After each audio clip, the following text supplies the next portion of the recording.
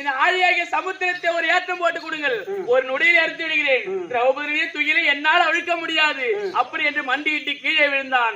அப்ப துரியோதனன் சொல்றான், தம்பி துச்சாதனா, அவள் சேலையை அழிக்கவில்லை என்றால் பரவாயில்லை, அவளை இழுத்து வந்து என் வலது துடையிலே அமர்த்தடா அப்படின்னு தட்டி காண்பித்தானே அண்ணா.